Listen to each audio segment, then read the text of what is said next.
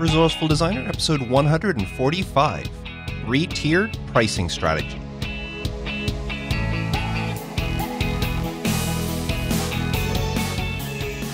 Welcome to the Resourceful Designer Podcast, offering solutions to streamline your graphic and web design business so you can get back to designing.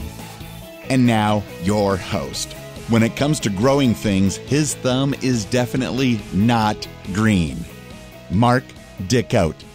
Welcome to the show. Thank you so much for tuning in this week and joining me as I discuss strategies for running and growing a graphic design business.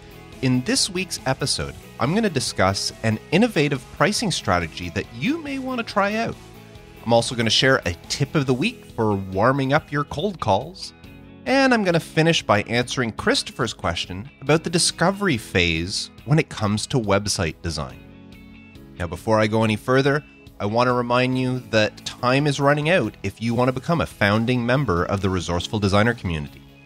Anyone who signs up via Patreon at resourcefuldesigner.com/Patreon, that's Patreon, and if you sign up for a $10 pledge or more, you automatically become a founding member of the Resourceful Designer community. Now, I'm super excited to see the people who have already signed up with Patreon recently to be part of the group, and I'm very happy to see how many people are signing up for the mastermind groups. That'll be very fun, and I think it'll be super helpful for anybody, especially if you're working from home and you need that communication. I can tell you that mastermind groups have been invaluable to me and growing my business, just being able to bounce ideas off people, get different perspective on things. It is a game changer when it comes to running a business, whether you're doing it part-time or full-time. Now, I've also started a list of resources that I'm going to be developing specifically for community members. They will be exclusive to community members. The only way to get it is if you are part of the Resourceful Designer community. So I'm super excited about that. And of course, there'll be much more in the plans. But after December 31st, the price will be going up. So if you're serious about growing your design business and you want the help and the support of like-minded designers, please sign up on Patreon at resourcefuldesigner.com/Patreon for a minimum of a $10 pledge and become a founding member of the community. And then no matter in the future what price I charge, as long as you remain a supporter on Patreon at that level, your price will never go up. Now, a little bit on what I've been up to. I can tell you that after last week, where I did tell you on the podcast how last week I'd been slacking off a little bit, my wife was away, and I really didn't do very much. Well, this week I've been playing catch up, especially considering the holidays are coming up, and a lot of clients all of a sudden are realizing, ooh, it's the holidays in a couple of weeks. We should get this stuff done before then. So I've been getting a lot of emails and a few phone calls with people wanting to know if I had a little bit of time just to do some minor things. Nothing major, no big projects coming my way, but just a few minor things that people want to do. Some clients have a little bit of extra money in their marketing budget that they need to spend before the end of the year. So they'll tell me, we have $700. What can we get for $700? And so forth. And I've even had a few clients that say, we don't have a project for you right now, but can you bill us this amount? And then we'll come back to you in January with something. So, hey, I'm not going to argue about that. But it hasn't all been fun and games. I was dealing with an email server issue that affected all my clients. It's one of the drawbacks when you offer shared hosting for your clients. Wherever you are purchasing that hosting, you're also using it with a bunch of other people. And it just so happens this week that somebody on the mail server that was using the mail server, something happened, it got compromised, and the mail server got blacklisted. So every single one of my clients could no longer send out emails. They were able to receive emails, no problem, but they weren't able to send anything. And what a pain that was, just dealing with everybody sending me or calling me up, Mark, my email's not working, and having to explain to them that, yes, there was an issue with the server. The issue with the server has been taken care of, but it takes time to actually remove the IP address of the server off the blacklist. Luckily, they were all understanding. This is not something that happens very often, but it was a pain in my side having to deal with it this week. So that's one of the drawbacks of offering web hosting to a client. But luckily, it's not something that happens very often. So that's been my week. Now, this week, instead of a resource, I want to share a tip with you. And this is something that really I should have talked about a couple of episodes ago when Kevin asked his question in the question of the week about cold calling. And it's something at the time when I was answering the question, I didn't really think about it, but I want to bring this up now. And that is that sometimes the reason cold calling doesn't work isn't because the client doesn't want to work with you. It may just be that the client doesn't have a need for you right then and there. And of course, that's the whole point about reaching out and getting your name out there so that when they do need you in the future, hopefully they'll remember you. But there is a little trick that you can use just to kind of gauge how receptive the client is or potential client is to your approach. And that is when you talk to them, whether you do a cold email or you do a warm email, like I mentioned to Kevin a couple of weeks ago in his question of the week, whenever you're reaching out to a potential client and they politely say that they don't need you right now, or thank you very much, but I've got no need of design service or such, ask them if you can add them to your mailing list. Now, tell them that you don't send out a lot of emails. It's just whenever you do something innovative or you want to highlight or showcase a project or something like that. So tell them it's just periodically there's an email that you would send out, but ask if it would be okay to add them to the list to keep them in the loop of what you're doing. Now, this is a great gauge to determine the reception of the client. If the client says, sure, add me to your list, then you know that you've got a little bit of a hook in there. If they're willing to accept things from you via email, then there's a good chance that down the road, especially if they like some of the stuff you're sending, there's a good chance that down the road they will become a client. Now, if the person says, no, I don't want to be on your email list, that could mean that they have no desire to ever work with you, or it could possibly also mean that they just don't want something else in their inbox. But it is a great tip to help you determine on the spot how receptive that client is. So as I mentioned when I answered Kevin's question a couple of weeks ago, I don't do a lot of cold or even warm emails these days. Most of my work comes from referrals from other clients or existing clients. But I had read about this technique and I thought it was a really good idea. And it's so simple. All it takes is letting them know that you have a list that you periodically, don't tell them it's like a weekly or even a monthly, just say that you would like to add them to a list and periodically, a couple of times a year, you would send something out. And of course, it helps if you actually do have a list and you do follow through, which is always a good idea to keep your current clients up to date. And this would be something generic that you would send to all your clients and, in this case, potential clients. And it would include work such as things you're proud of. If there's a new startup company that you just branded, you can send a little case study on what you did for them. If you started offering a new service, you can announce that. If you've partnered with somebody for some project or whatever, you can announce that. It's kind of almost like press releases that you put out whenever there's important information. Well, if a potential client agrees to receive that stuff, there's a good chance that they will become an actual client in the future. So that's this week's tip of the week. And now, 3-tier pricing strategy. Now, a 3-tiered pricing strategy is something that I've known about for a long time. And I've seen it around for years, and I'm sure you've seen it around too. But it's something I never really gave much thought about for our industry. And that is until recently. A few months ago, I read about 3-tiered pricing again it was some marketing book. I can't remember which one. I was reading about it. And then a day or two later, I heard a designer talk on a YouTube video about using it for their business and how much it was working. And that got me thinking about the whole strategy. And maybe there's something to it. So I decided to give it a try. And you know what? It actually works. And it works really well. And I've used it on several proposals lately. In fact, all my recent proposals, I've used this pricing strategy with great results. Now, you may be asking, what is a 3-tiered pricing strategy? Well, this strategy is when you offer 3 different pricing options to clients for essentially the same service, but with different options tied on to that service. Great example is web hosting.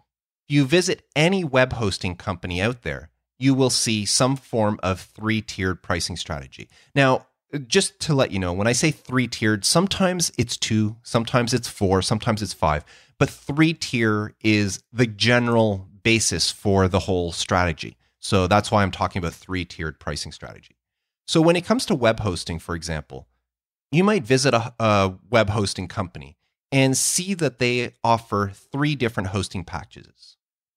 They might have a $5 a month package that is good for one website, and it offers maybe basic security for that website. Then they have a second package for $10 a month, double the price, but it's good for 3 websites. It offers advanced security, and it gives you monthly site backups and maybe a free SSL certificate. And then they will have a third package that maybe is $50, 5 times the price of their second one. And that package is good for unlimited sites. It offers maybe super advanced security, whatever that is, daily malware monitoring, plus daily backups instead of monthly backups. And maybe their SSL certificate is a wildcard certificate that allows you to tag on subdomains and all sorts of other things. Now, I know you've seen this sort of pricing strategy before. It's all over the place. And you've probably noticed that it's usually that middle price is the one that's highlighted. It's bigger than the rest. It has a banner that says recommended, our most popular option, our featured package, or whatever. Somehow that middle one is highlighted. And that's because it's the option that they really want you to choose. The other 2, the smaller one and the third one, the bigger one, are simply there to help you come to the decision that the middle one is the right one to choose. Now, why does this pricing strategy work? There are 2 reasons. One, it gives the purchaser options to choose from. They don't feel like they're being swindled or they're being taken advantage of or strong-armed. It makes them feel more in control of whatever it is they're buying. Now, the second reason this works is because it gets to showcase the value of what the purchaser is actually buying. And this is great when it comes to our industry. In the case of the web host example that I just shared, the buyer sees 3 options. One that's good for one website, the second one good for 3 websites, the third one's good for unlimited sites. And it shows escalating value at each option. Tier 2, the middle one, offers backups and an SSL certificate, where Tier 1 didn't offer those options. Plus, Tier 2 has more advanced security than Tier 1. Tier 3, on the other hand, offers super advanced security, plus daily malware monitoring, plus daily backups instead of only monthly backups, and a wildcard SSL certificate over a basic certificate. By offering these 3 options to a potential client, the hosting company is altering the purchaser's mindset. Instead of giving the visitor, the potential client, one option and having them look at the price and wonder, is this a good value for me? Instead, what they're doing is they're giving them 3 options. So instead of wondering, is this a good value for me? Now the client is wondering, which one of these 3 options is the best value for me? No longer is the potential client presented with a yes-no decision. By introducing the variables into 3-tier pricing, you're actually forcing the client to contemplate their decision. And this makes them feel more in control of their buying choices, and they'll feel better about whatever they chose. It also has the added benefit of educating the client on the value of what it is they're buying, they're purchasing. Maybe the client came to that website simply looking for website hosting for their one and only website. But now they're shown that there are different values available to choose from when it comes to web hosting. And when they look at it, the 3 different options, they may decide that even though they have only one website, option 2 or tier 2 that is good for up to 3 websites has enough added value and at just a little bit more price than option 1. And that may be enough to make the client choose it over the simple tier 1 single website host. The whole strategy, the whole mentality behind the 3-tiered pricing strategy is that you can almost predict the outcome. There's almost, and I say almost because it's not always the case, but there's almost a guarantee of which of the 3 the client will choose. Why do you think places, sites, and companies highlight the quote-unquote recommended or best value or our most popular option? It's because that's the one they want you to buy. The trick is to make that most popular, that middle tier, option 2, the most desirable one, the one that you are hoping the client will choose. Now, some people, depending on who you look across the internet and that talk about this strategy, they'll call this the anchor price or the pillar price or the goal price. It's the one you're hoping for. That's the price you're going after. Now, how does this whole thing work? Well, obviously, it doesn't work that well if you're doing hourly-based pricing. The 3-tier pricing strategy works best if you have some sort of fixed pricing, whether it's project-based pricing or value-based pricing. And if you want to know more, if you're working on an hourly basis, I highly suggest you go back and listen to episode 11 of the podcast, which was Pricing Strategies for Your Design Business, which goes over the various different pricing strategies you have when it comes to running a business. And episode 110, which was titled Value-Based Pricing, How to Do It Right, which goes into more depth on how to implement and the benefits of using value-based pricing. Because if you're using hourly based, then this 3-tiered system doesn't work that well. But the trick behind 3-tiered pricing is figuring out your anchor price first, that middle one, the one you want people or would like people to go after. It's also the one that should offer the best value for the price. Now, once you've set your anchor or pillar price for that second tier, then what you do is you price tier 1 slightly lower and you remove some of the value features that make tier 2 so desirable.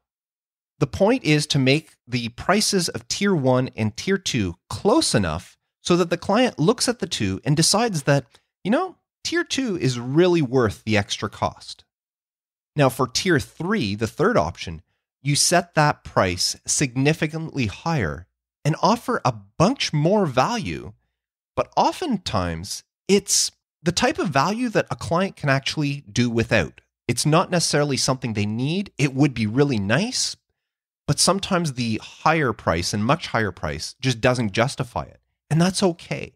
It's there to show people that there are more options, that you're not trying to sell them the most expensive thing you can. There are more expensive options available. So it makes them feel like whenever they choose the middle one, they're getting a good deal on what they're purchasing. And because of that, there's a really good chance they choose that middle tier, that anchor price that you've set. Most people will look at the cost versus value of the middle one, the anchor price, and realize that it's the better bang for their buck. Most people will also want to skip over tier 1, the first price, because they don't want to be that person who went the cheap route.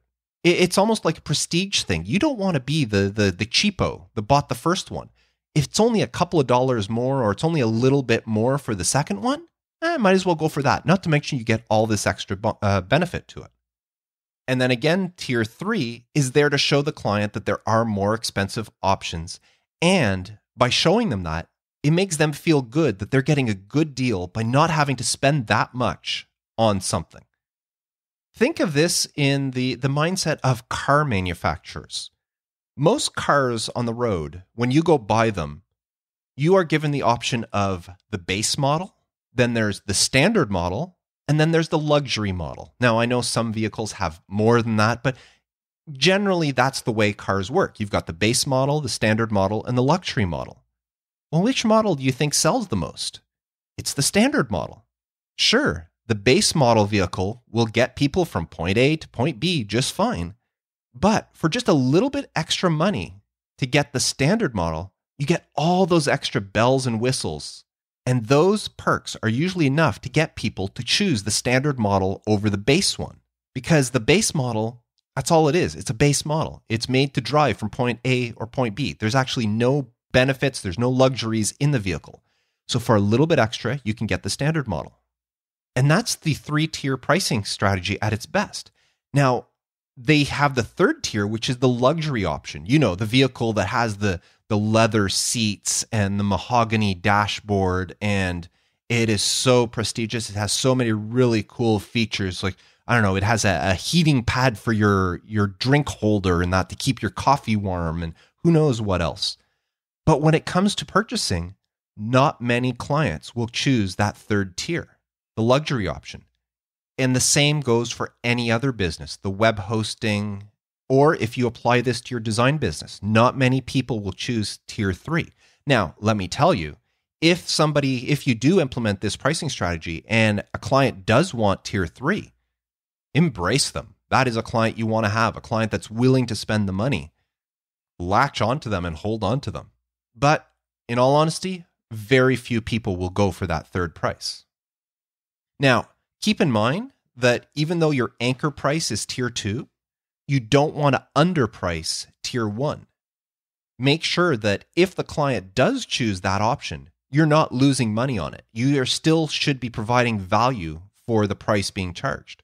Trust me, those car manufacturers are still making a really good amount of money whenever somebody buys one of the base model vehicles. They're not losing anything on that.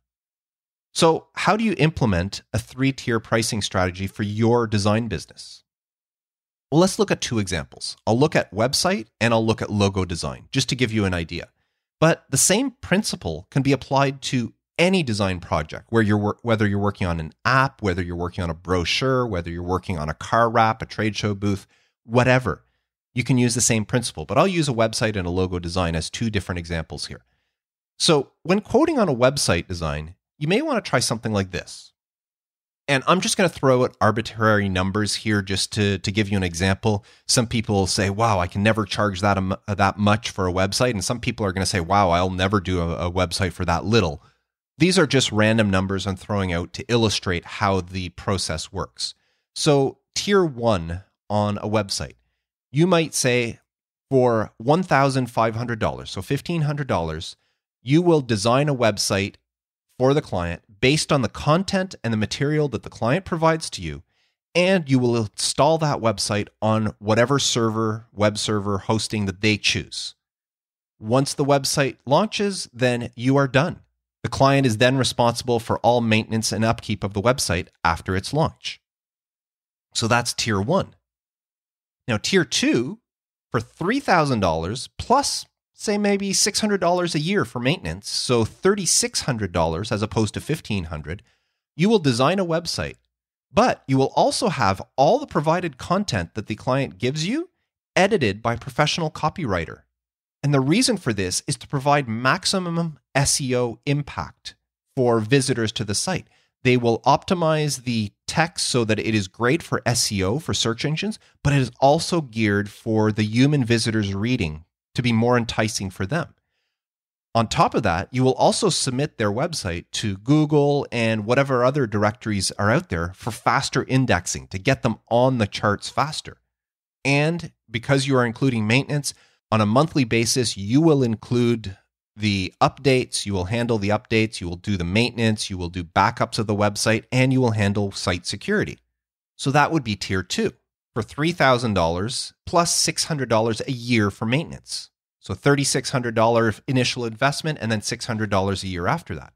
Then you have tier 3 that would maybe be $9,000. So triple the price plus $2,400 per year, which is 4 times the yearly price for everything that I mentioned in tier 2, plus you'll throw on keyword monitoring and SEO tracking. So you will keep track of keywords, you will keep track of how the website is performing, and you will make adjustments throughout the year to try to make sure the website stays at the top of the charts as much as possible.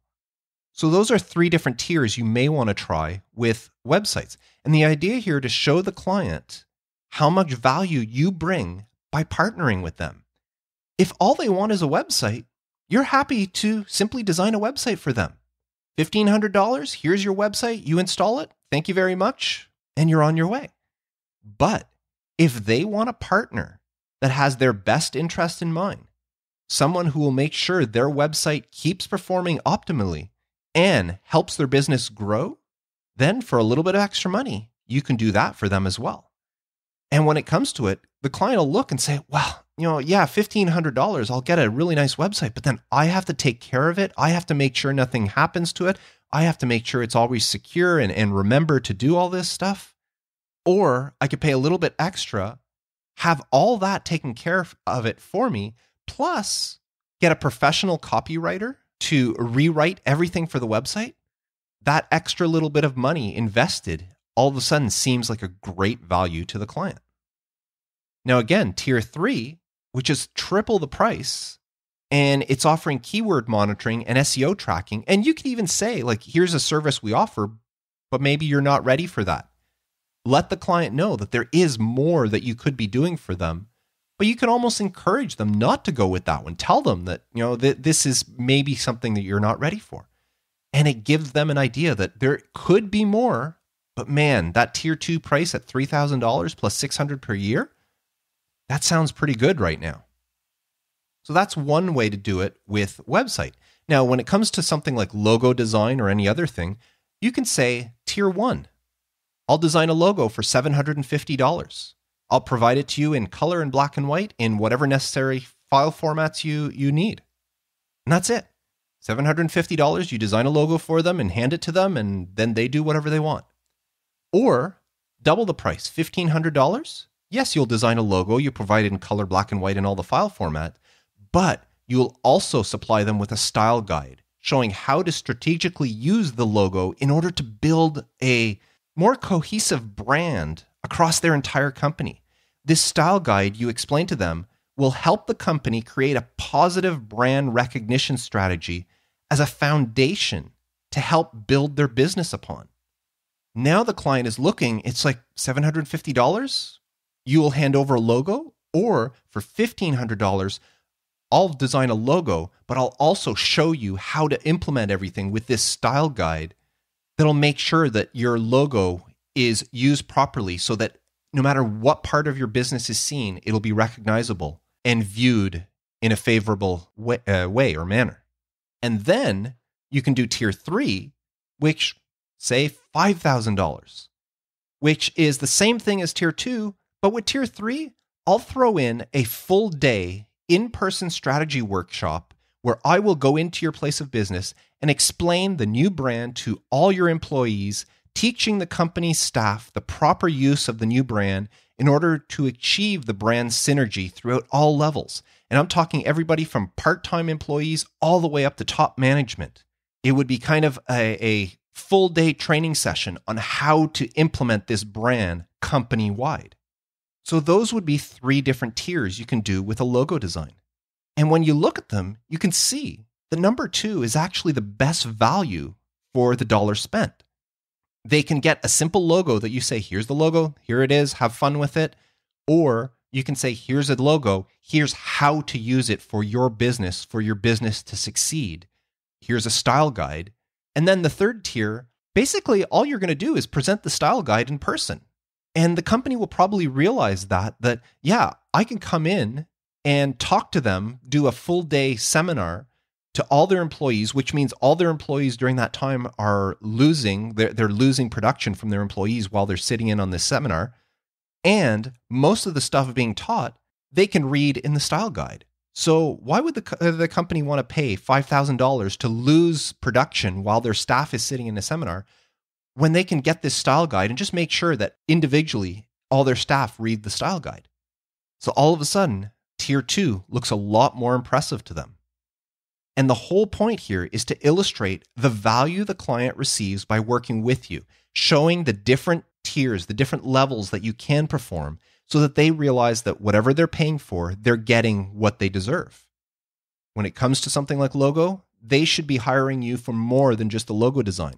But if it comes down to it and the company says, okay, $750 for a logo, and that's all they want, you should be very happy to design it for them. And again, make sure that that tier 1 price is still at a level that you're happy making that money. You don't want to say, oh, now I have to design a logo for only $750.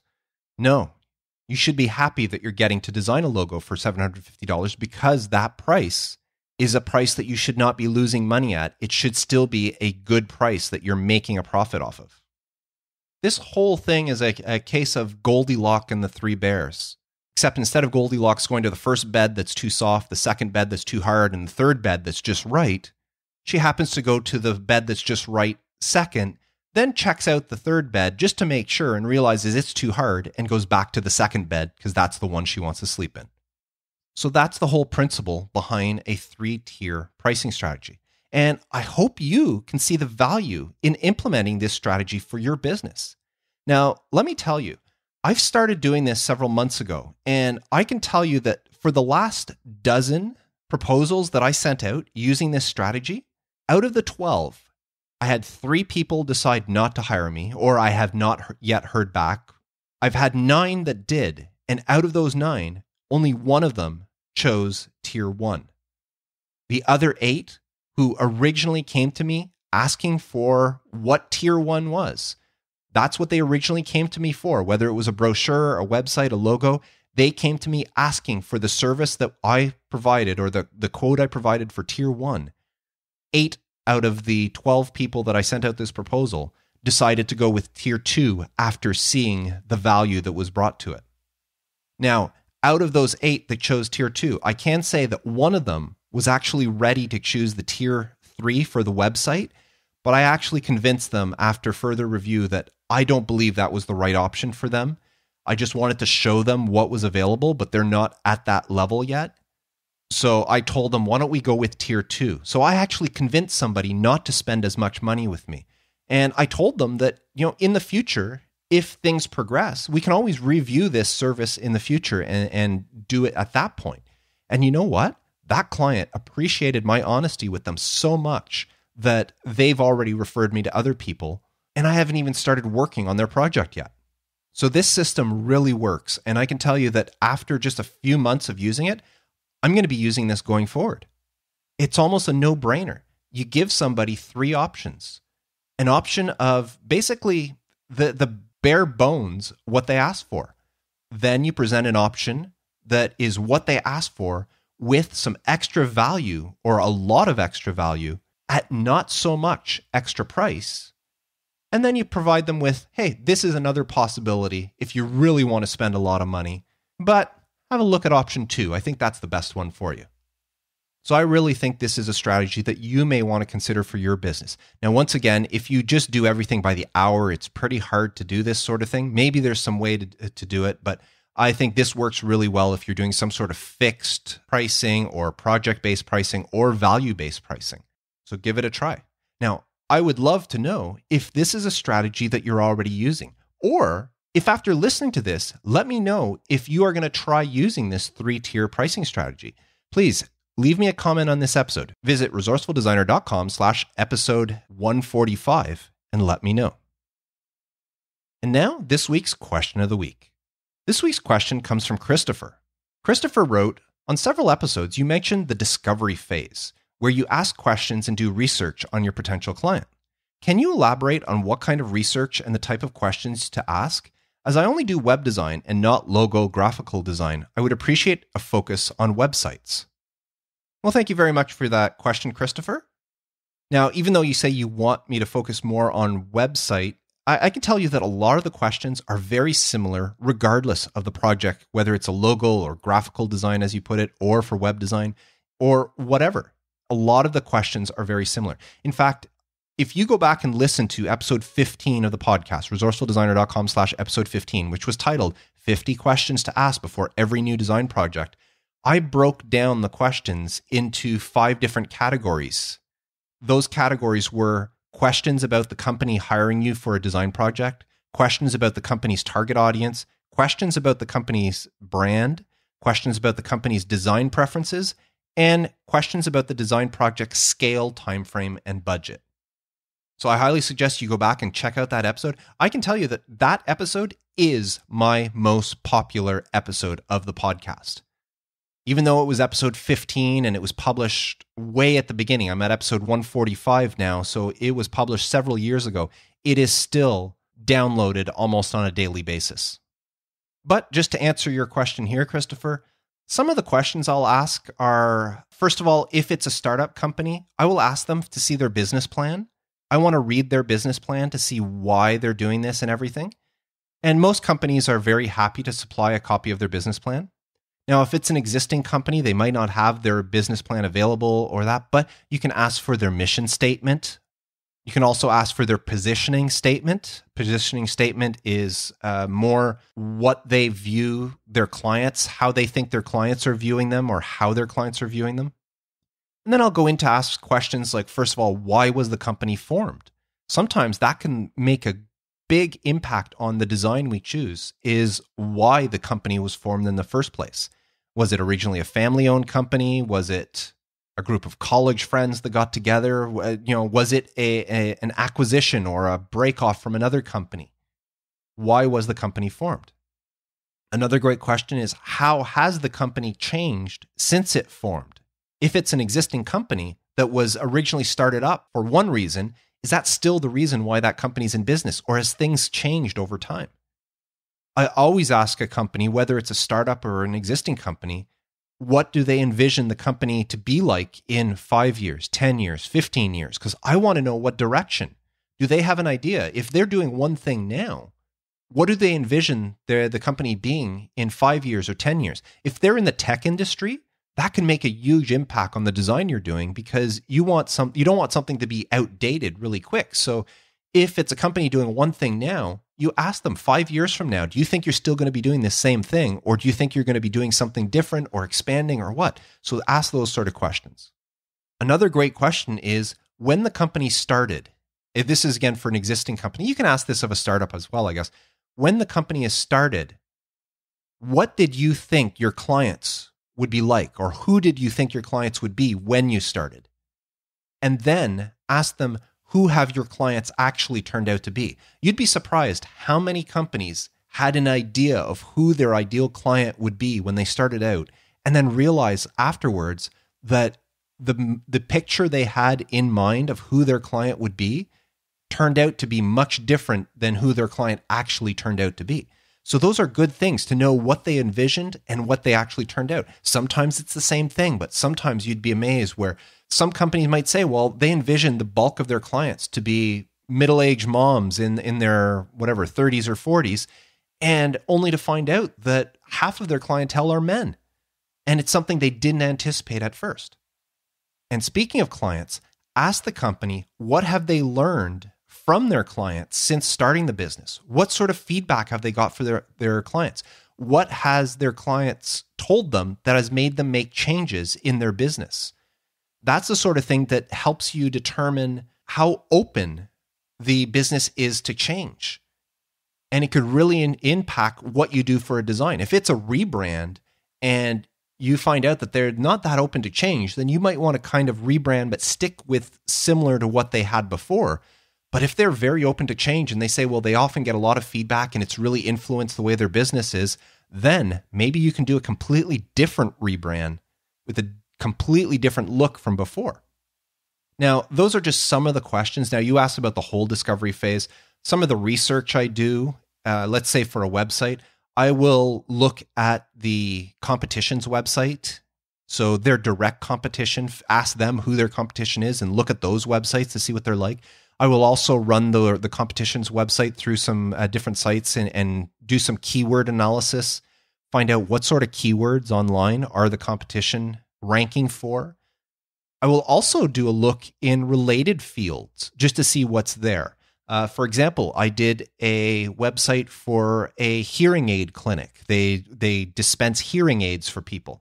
While I was doing my discovery for that, I looked at other hearing aid websites, but I also looked at websites that were doing other stuff that were considered physical aids. So I looked at websites that were supplying walkers and wheelchairs. I looked at websites that were supplying orthotics for feet and that sort of stuff. Stuff that's kind of related, just to see what the sort of feel was for the overall industry. So I would look at various websites there to get a feel for what is being done. I also make sure to find out, whatever company it is, what sort of advantages that they have over their competition. And this is something that you can sometimes ask the clients. Like if it's a physical store, you can go in and actually poll some customers and just say, why do you shop here? Like what makes you shop here over such and such a place? And they'll tell you. And then you also ask, what are the disadvantages? What would make you go shop at another place other than here? And some of those answers are invaluable to helping you figure out your design, especially if you're doing an overall brand. I'm not talking just I'm thinking logo here. You mentioned website, but it could help determine the structure of a website. If you know that this other website, these are the disadvantages or the advantages of it, it can help alter the structure that you were thinking for your website. So there are a ton of questions, and it all comes down to getting to know as much about your client, about their company, about their business, about their organization, as much as you can. The more you know, the easier your job becomes when it comes to designing something and knowing that you're designing something that will suit them.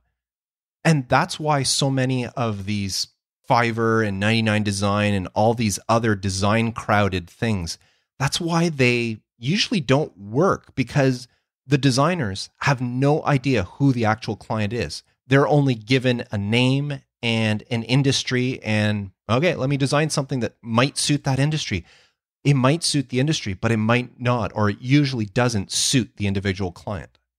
And that's one of the benefits. And that's one of the reasons why they are paying you. And that's one of the things that justifies the high prices. When I charge somebody and they say, why is the price so high? I explain to them, because in order to design something that is suitable or perfect for you, I have to spend the time to get to know who you are. I can't design something. I can't give you the perfect option, the perfect solution, if I don't know who you are. And that's why I charge you more, because I have to take the time to do that. Some other designer won't do that, and they might give you something pretty, but it won't be the perfect solution for you. So anyways, that's I was going to say short, but I think that was a little bit long answer to your question, Christopher. Now, just to let you know, I'm actually developing something for Discovery, that it's going to be kind of a checklist to go through, and it will be available to members of the Resourceful Designer community. I'm going to put it in there, so it will only be available to them. This is one of the resources I mentioned at the beginning, that I'm developing some resources. Well, this is one of them, the discovery phase. I'm putting some stuff together for it, and eventually it will become available to members of the Resourceful Designer community. So another perk to becoming a member. And just a reminder, once again, if you want to do so, right now until December 31st, visit resourcefuldesigner.com/Patreon and sign up. After December 31st, the price is going up and you won't be able to sign up via Patreon anymore. But if you do before December 31st, 2018, you will be locked in at that price for as long as you remain a Patreon supporter. So thank you very much for your question, Christopher. Now, I would love to answer your question in a future episode of the podcast. To submit yours, please visit resourcefuldesigner.com/feedback, fill out the form, and I will get to your question in a future episode. So thank you so much for tuning in. I don't have any new iTunes reviews to share with you this week. I'm still stuck at 89 reviews. I was so hoping to break the 100 reviews this year, but there's only a couple of weeks left and it looks like it's not going to happen. But every little one helps. So if you want to leave a review for the podcast, please visit resourcefuldesigner.com/iTunes. That should redirect you to the iTunes store in your country, directly to the Resourceful Designer page, where you can click on the rate and review and leave a review for the podcast. Now, thank you to everybody who has left a rating, whether it's a 3, 4, 5-star rating. I love those 5-star ratings. But that's not the same thing as leaving a review. So if you have left a rating before, you can always go back and leave a review, even though you've left a rating before. Just something to point out. So thank you very much for those who have, and thank you for anybody who will in the future. Can't wait till I get that 100th review, but right now I'm still stuck at 89. Anyways, that's it. I'm starting to ramble, and I've got more stuff to do, so I'm going to head off, but not before wishing you the best with your graphic design business. I am Mark DeCote, and I am reminding you to stay creative.